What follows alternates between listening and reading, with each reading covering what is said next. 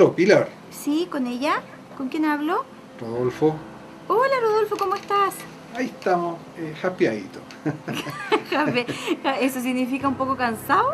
No, un poquito blanco, un poco negro, como en la vida. Ah, ¿Sabes, como la vida Pilarcita? misma. Pero mira, te quiero contar Cuéntame. una cosa. Estoy viendo un video, una conferencia. Ujú.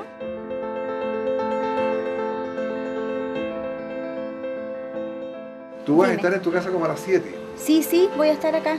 ¿Te parece que me llevo el notebook y vemos este CD? Porque creo que es reinteresante meterse en un tema que es más importante de lo que la gente ve todos los días. Ni un problema, yo te espero. Ya está, yo estoy Encantada. como a las 7 en tu casa. Ok, Un beso. un besito, Listo, chao. gracias. Chao. Chao.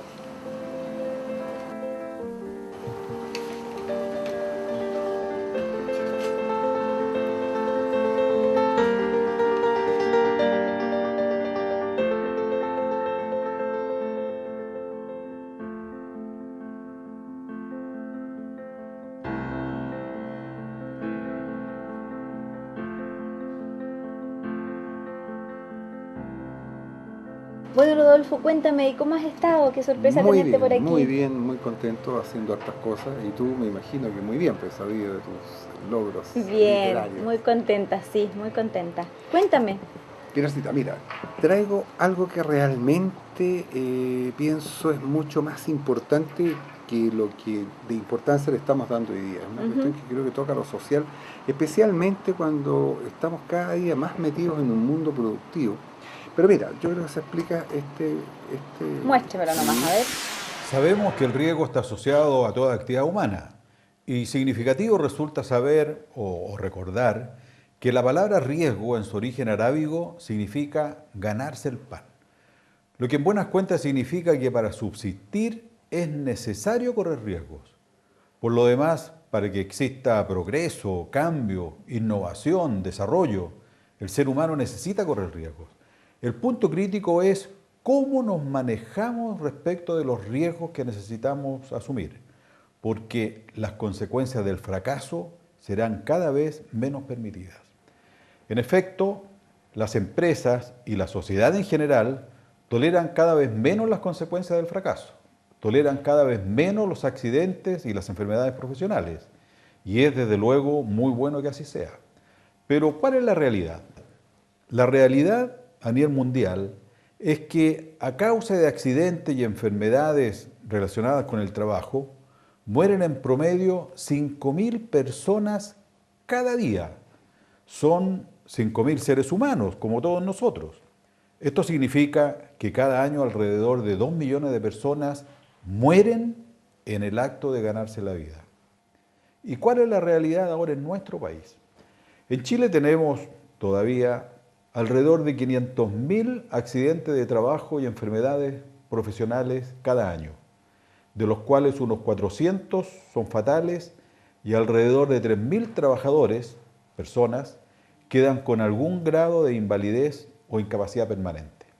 Hay mucho dolor, hay mucho drama, sufrimiento, angustia y frustraciones detrás de cada uno de estos casos. El accidente es, sin lugar a dudas, un enemigo importante de las personas, un enemigo importante de las familias, de las empresas, de la sociedad, porque el accidente no solo mata y hiere, sino que también destroza, incapacita, frustra y muchas cosas más. Ahora bien, las causas de los accidentes son muchas y variadas y tienen que ver tanto con las condiciones de trabajo que provee la empresa como con el desempeño de los propios trabajadores. Importante sí es reconocer que hemos venido avanzando. Ha mejorado la legislación y han mejorado los controles de las autoridades de gobierno. Las empresas, por su parte, han venido mejorando la tecnología, su sistema de gestión, el entrenamiento a los trabajadores. Y nosotros también hemos venido fortaleciendo de manera importante nuestra asesoría en prevención a las empresas y a los trabajadores. ¿Qué te parece? La verdad es que estoy angustiada. Esa es la primera sensación que tengo. El pensar que 5.000 personas mueren todos los días es más que lo que mueren personas hoy día en guerra o han muerto en guerra. Entonces me parece increíble la cantidad de personas accidentadas que si uno lo lleva a lo largo del año puede ser mucha gente.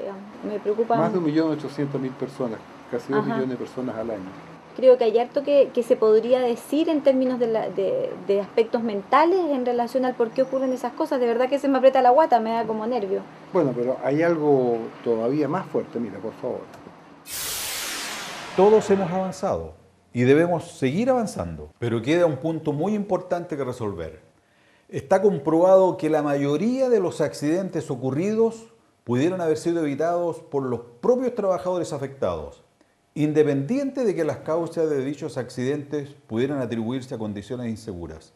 Muchos accidentes ocurren simplemente porque el trabajador deja de hacer algo que es razonable que haga, que él sabe que debe hacerlo y que puede hacerlo, o porque el trabajador hace algo que él sabe que no debe hacer. Eso. Horroroso me parece.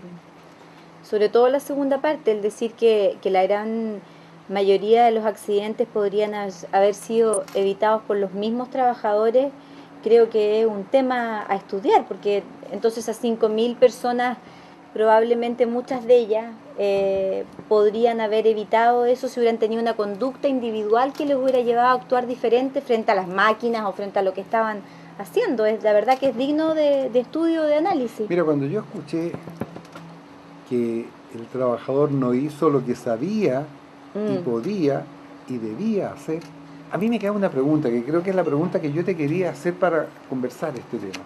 A ver. ¿Por qué, si amamos tanto la vida, la cuidamos tan poco? ¿Qué pasa con esos trabajadores que se accidentan? A ver, yo creo que hay varios elementos, pensándolos ahora que tú me preguntas. Por un lado, yo creo que hay un tema con lo masculino y lo femenino, que además es mi fuerte por mi investigación, pero que creo que son importantes algunas cosas que me gustaría como explicarte, quizás como a nivel más grande, más macro, más social. Yo creo que los hombres en general, hay un porcentaje grande de hombres que están destinados como a avanzar. Ustedes, los hombres en general, por estructura, por este tema de soltar y de avanzar en la vida, no van cortando, no son capaces de parar o de darse cuenta de ciertas cosas. A diferencia de las mujeres, que estamos más capacitadas, siento yo, para retener y para cuidar algunos procesos sociales. Por lo tanto, esta cosa de avanzar y de funcionar masivamente y no estar entrenados como a parar algunas cosas, también hace que también sean más temerarios en ciertas conductas de riesgo. Por lo tanto, podría ser que hay una cosa masculina donde yo siento, en el caso de los hombres mayoritariamente accidentados, pero también hay mujeres, que hace que se valore como al más bacán, al que comete o hace o tiene más riesgos.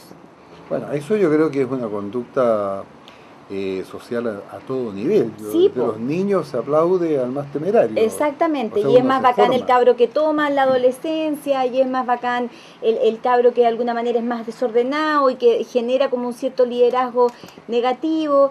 Y a la larga, yo sobre todo en la experiencia que tengo en asesoría en los colegios, yo me he dado cuenta que ese más bacán a la larga es un alma triste. Es alguien que ha tenido que elaborar este perfil de bacán para poder resaltar dentro de su grupo de pares, para poder a lo mejor manifestar que él es el que manda en la casa y que es como el choro de la película, pero que a la larga no pasa más que ser un hombre bastante más inseguro, que tiene que disfrazar esta inseguridad, en relación a esta bacanería que él describe. Yo creo que eso es un perfil como importante de describir, que hace que ese hombre cuide poco esa vida que tú dices. Y lo otro que también es importante son el triunfo como de la impaciencia, que yo también creo que es otro factor que ayuda a que no cuidemos la vida. Estamos en un mundo tremendamente impaciente. Si se comercializó la banda ancha, es porque somos impacientes, si no ese producto jamás se hubiera vendido, digamos. Yo creo que estamos en una cosa súper apurada de tratar de hacer todas las cosas rápido, y eso no necesariamente en un trabajo de riesgo es lo más aconsejable y lo más sano. Yo creo que hay otro rango importante. Claro, pero ¿sabes qué, Pilar? Yo creo que es cierto que uno quiere andar más rápido, pero hay procesos. O sea, yo debo hacer más rápido lo que tengo que hacer. Sí, pero es que yo siempre voy a sentir que soy el choro y que puedo controlar la situación, porque es como el tercer tipo. No, pues si yo voy a poder. Si a lo mismo que yo le ponga el lápiz en la cuestión, si total, si puedo. Si total, siempre se puede decir, es para tanto. Además, esta cosa que tiene como el chileno de que sabe más que los gallos que hicieron las máquinas. Entonces el tipo puede haber leído el manual de cómo funciona la máquina. No, pero sabéis que si le apretáis el botón rojo primero, sale igual. Porque el chileno tiene esta cuestión de que para qué vamos a hacer las cosas bien si las podemos hacer como las weas. Entonces, objetivamente, perdonando la expresión, caballero, pero objetivamente tiene como esa sensación de que funciona con las cosas a medias y que puede pasar y que en esa pasada se cortó la mano. Po. Claro, por eso yo creo que a ti como psicóloga creo que se le puede preguntar por qué las personas prefieren hacer las cosas mal porque sí. Porque ocupa menos tiempo, porque además yo soy más choro y da lo mismo, si al final, ¿para qué te vaya a complicar tanto? No existe en Chile el cultivo de la rigurosidad y el hacer el bien perfecto. No es un tema que además sea reforzado socialmente tampoco. Ahora, yo quiero preguntarte, por ir sumando, dijimos que en el mundo mueren todos los días 5.000 personas, o sea, este es un planeta que está matando 1.800.000 personas en tiempo de paz por estar trabajando. Luego vimos que los trabajadores en muchos casos pudieron ellos mismos evitar estos accidentes. Sí. Y luego el no evitarlos, tú me dices que puede ser un componente psicológico casi de un pobre hombre presionado por su inseguridad para aparecer frente a los otros como más choro de lo que realmente es. Y por eso se muere. O sea, ¿es así tan dramático? Sí, porque además ese mismo trabajador que no es cuidadoso con su máquina y que asume estos riesgos dentro de su trabajo, yo te aseguro que es el mismo personaje que va a cruzar una autopista y no va a subirse por la pasarela, sino que va a tirarse por la carretera entre medio, porque total es más corto, entonces puede pasar igual. Es el mismo personaje que va a tratar de arreglar los cables en su casa de la plancha de la señora, mientras la señora lo jode y lo jode y lo jode el domingo en la tarde cuando él quiere ver un partido de fútbol y el gallo le dice, arréglame la plancha, el gallo va a agarrar el cable rojo, va a mezclar el cable verde y le va a hacer un nudito y va a seguir viendo su partido. En ningún caso el tipo va a cortar los cables ni los va a unir bien. Por lo tanto, la conducta de riesgo es una cuestión súper generalizada. Podría parecer un chiste, pero la verdad es que no es un chiste. ¿No? Puede ser que esa presión que tú mencionaste después cuando la señora está presionando, puede ser también un componente de accidente. No me refiero a la presión solo de la señora, puede ser también la presión de un jefe, pero hay un componente en que el hombre termine cometiendo imprudencia por la presión que recibe. Lo que pasa es que uno puede asumir, tú, yo, todos podemos tener un montón de presión, pero a la larga lo que uno debiera hacer, y a la larga es un tema de madurez también, uno debiera tener la capacidad de poder elegir cómo manejas esa presión. Y eso es lo que yo siento que hay que educar en la gente. O sea, de alguna manera pareciera ser que todos estamos afectados a montones de presiones, pero no todo el mundo se accidenta. Los que se accidentan de alguna manera son los que no lograron manejar bien la presión, los que les ganó la impaciencia, lo que este tema de la choreza o la bacanería no lograron entender que a la larga este bacán, el que debiera pasar a ser este bacán es como la figura de la película del rey de los hueones. O sea, nosotros debiéramos entender que el que se arriesga pasa a ser el rey de los hueones, porque además me arriesga a mí como compañera de trabajo, porque si el tipo daña una máquina o daña una secuencia productiva, efectivamente me está dañando a mí también como compañero de trabajo, entonces además el tipo es un peligro, digamos. No es solamente que el tipo yo lo pueda copiar porque es el choro, el que dice que puede y que total da lo mismo y que la cuestión siempre hay que llevarla por el camino cortito, porque para qué vamos a llevar el camino largo. Eso puede ser una elección individual y el tipo pagará o no pagará las consecuencias, pero además hay una consecuencia colectiva aquí, del grupo entero, que por 2 o 3 el grupo parece de alto riesgo. Ahora, yo creo que tú pusiste un dato que es tremendamente importante y tremendamente preocupante. Efectivamente, yo creo que racionalmente aquel tipo que es imprudente, aquel tipo que se expone, es también un riesgo para el resto de sus compañeros. Sí, pues. Sin embargo, sus compañeros a él le entregan un tributo, lo consideran el chorro, lo consideran el bacán. Sí. Y más preocupante todavía, aquel que se cuida, aquel que es prudente, que respeta los procesos, es tonto. Claro, no recibe ningún premio social. Pues nada, pues imagínate que ese mismo trabajador llamara a su señora a mediodía en el casino y le dijera, mi amor, te echo de menos, te llamaba para ver qué había almorzado. O sea, el tipo es vitoreado en el comedor por ser el imbécil y sin embargo probablemente él es el que está haciendo las cosas correctas al ser cariñoso con la mujer que tiene y tratando de cuidar los afectos de la mujer que tiene. Y sin embargo el que aparece ser como el que la bruja y que de alguna manera habla pestes de su señora, ese tipo va a ser reforzado por los otros. ¿Por qué? Porque la masculinidad está asociada a la agresividad y a la choreza. Entonces, claramente pasa que ese que está sintiéndose más hombre muestra esta conducta y eso es reforzado. Diferente es cuando una mujer tiene un accidente, porque generalmente ella lo va a hacer de impaciente y de ansiosa para tener que ir a cumplir funciones donde ella siente que es indispensable, porque las mujeres tenemos el drama que sentimos que somos indispensables en todos lados. Entonces cuando estamos trabajando sentimos que deberíamos estar en la casa, entonces tenemos que irnos como rápido del trabajo para poder ir a cumplir la función de esa otra parte que también nos necesita gritos, cosa que tampoco es tan cierta, pero que nosotros nos creemos el cuento de que somos indispensables. Por eso hacemos pipí con la puerta abierta del baño, ¿cachai? Porque nos pueden necesitar mientras meamos, digamos. Entonces, objetivamente, dentro de esa categoría, objetivamente, claramente, la mujer tiene razones distintas para poder llevar a cometer riesgos, que generalmente tiene que ver con este tema de sentirse necesario y querer estar en muchas partes al mismo tiempo. Mira, yo quiero hacer un funcionan juego, distinto. yo quiero hacer un juego. Suponte que esta conversación nuestra, tan grata y tan divertida, la pudieran estar viendo trabajadores. No voy a decir si son los arriesgados, si son los prudentes, pero si tuviéramos, no sé, quiero imaginarme, por ejemplo, una audiencia de, no sé, trabajadores de la construcción que corren bastantes riesgos, mineros, trabajadores que trabajan con pesticidas, no sé, se me ocurren esos trabajadores que hoy día están corriendo muchos riesgos. ¿Cómo conseguirías tú el doble objetivo de darle categoría al prudente y quitarle el antifaz al choro para demostrar que no es choro? A ver, no es fácil, pero yo creo que un aspecto clave es que todos nos encontremos con nosotros mismos y nos saquemos las máscaras. Yo creo que el que es achorado sabe quién es el achorado y sabe por qué se construyó achorado y sabe los temores y los miedos que tiene ese achorado. ¿Pero tú crees que el achorado sabe él, siente él que es inseguro? Y o sea, yo te aseguro que si nos estuvieron escuchando, el achorado sabe que yo le estoy hablando a él y no al del lado. Ya, o sea, ¿tú lo crees tiene súper claro? Que el achorado es votado así, arriesgado? A prepotente, medio soberbio, a que nunca se equivoca, que siempre lo sabe todo, a que él nunca tiene pena, de que las penas son una huevada, de que si un amigo está triste le dice, ay, pero si hay problemas peor, y le va a pegar la espalda y va a seguir cascando. Es como el que de alguna manera lidera esta cosa de una especie de masculinidad más bien fría, versus este otro trabajador que es como responsable, meticuloso, que se preocupa de los detalles, que se aprendió los manuales de instrucción y los cursos de inducción y de capacitación. Déjame interrumpirte, le sacamos las caretas o le sacamos el biombo y los vemos como son. Tú me dices que el choro, el imprudente, el que hace las cosas al lote, ese es mucho más débil que el otro. De todas maneras.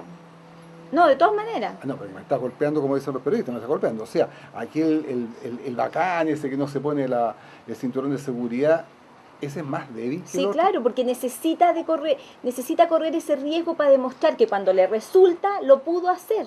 Necesita mostrar la conducta desafiante. Necesita probar que él es súper choro, que pudo andarse el cinturón y no le va a sonar.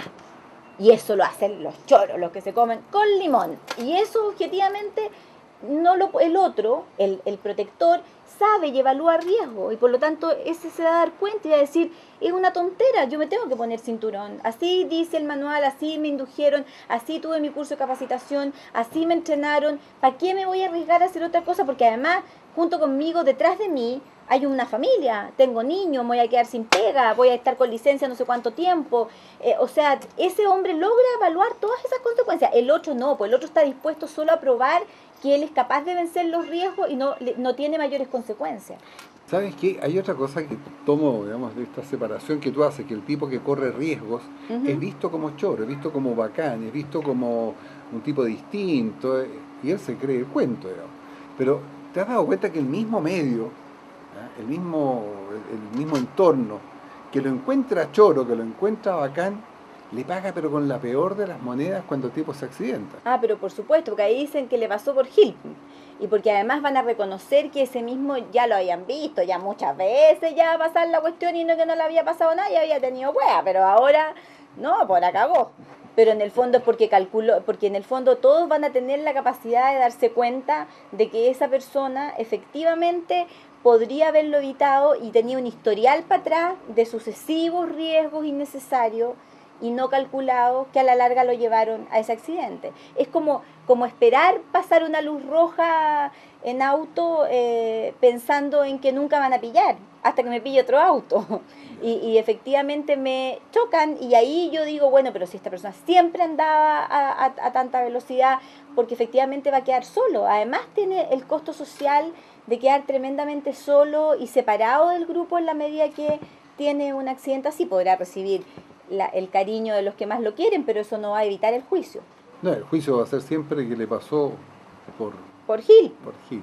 Exactamente. Pilar, uno puede timbrar una imagen de alguien, decir, mira, ese señor que se cuida, que se pone casco, que se pone cinturón de seguridad, que toma todas sus precauciones, es más inteligente en términos de que está meditando más lo que va haciendo y va tomando mejor sus decisiones que el atolondrado que llega y hace las cosas. Sí, yo diría que es más inteligente emocionalmente y quizás también tenga un sentido de la vida o una proyección de la vida distinta también. Sea capaz de valorar más su vida y por lo tanto más la vida de los que lo aman. Y por lo tanto claramente es un tipo que puede entregar mejor cosas de sí mismo.